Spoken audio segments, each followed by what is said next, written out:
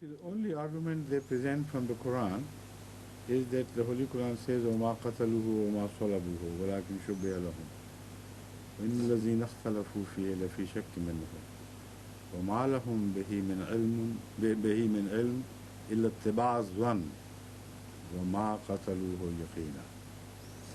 This is all the argument they have, while it does not prove their point of view at all.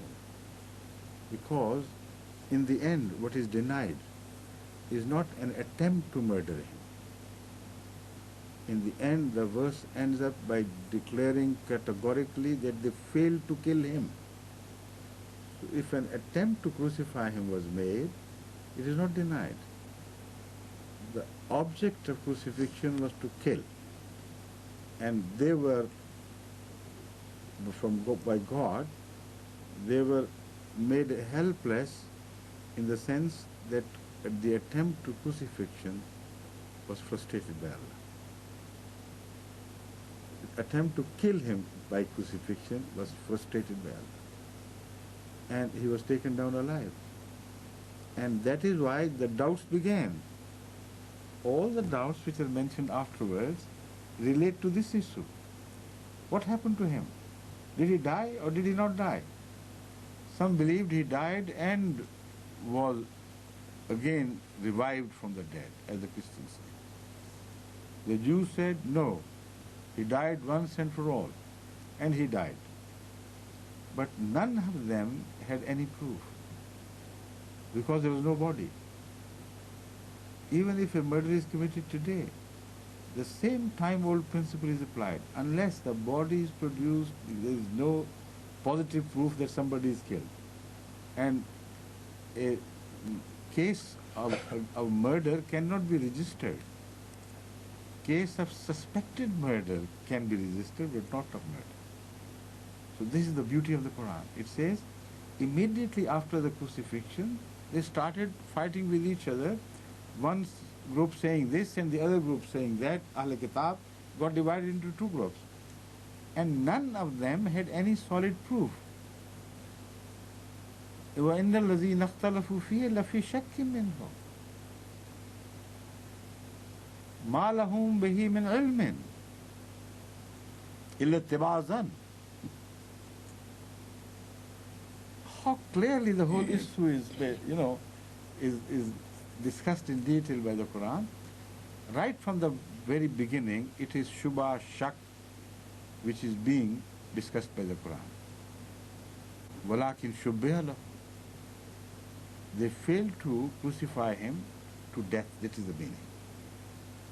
وَلَكِنْ شُبِّهَ لَهُ. The whole matter was obscured. Those who disagree with each other, they have no knowledge. اختلفوا فيه لفي شك منه ما لهم به من علم إلا اتباع الظن.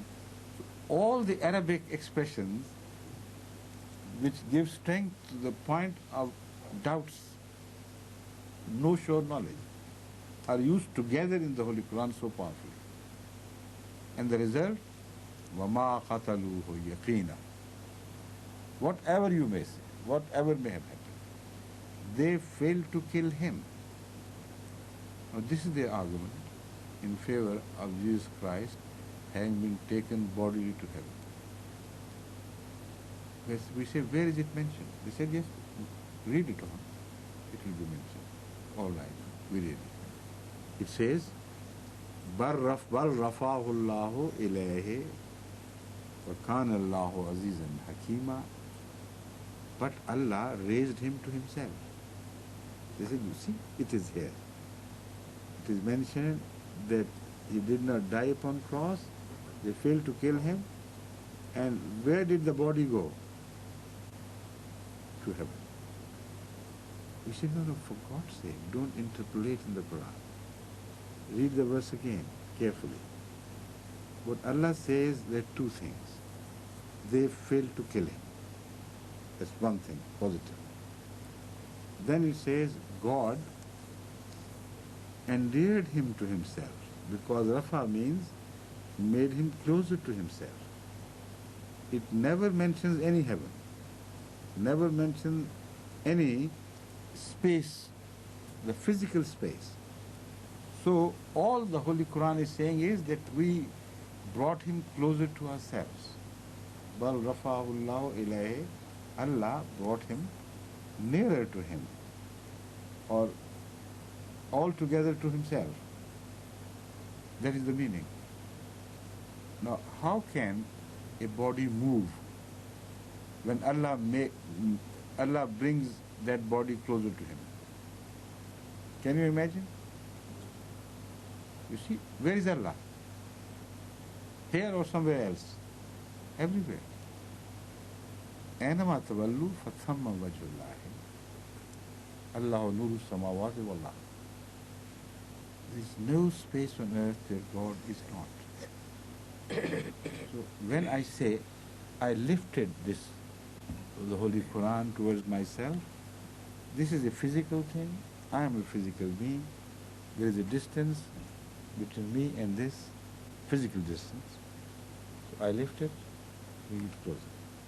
Understand it. I lift this box, it is lying over there. I say, I brought it to myself. I lifted it to myself. You can understand, it has to be a physical movement. It comes and comes here. But if I'm here, and it's also here, how can I lift it to myself? Show me. Can you? I'm here, and the box is also here with me. It cannot be understood. It cannot move. It cannot move. The same place. The movement can only take place spiritually. There's no other way. Like the Holy Quran uses the same phrase in another place with reference to Balambavu. وَلَوْ شَيْنَا لَرَفَعْنَاهُ بِهَا وَلَكِنَّهُ أَخْلَدَ إِلَى الْأَرْضِ.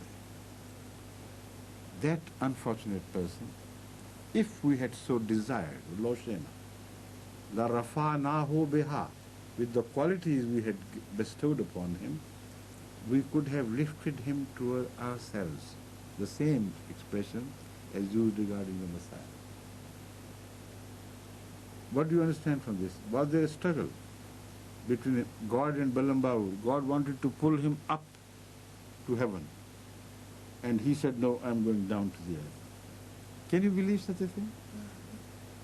It's obvious. It means that we wanted to bring him closer to ourselves. We gave him such faculties, such qualities, that he could be dearer to us. But he decided to be a worm of the earth, so we said, go. But it was not a physical movement. It was spiritual distancing by that unfortunate man from God. So this is the meaning of Rafa. But heaven is not mentioned anywhere. If God had said we removed him to heaven, somewhere else in space, then of course we have to agree. So this is all, but there is so much more. But I don't want to change the question and enlarge it and introduce new issues into it. So I hope that should be the last bit.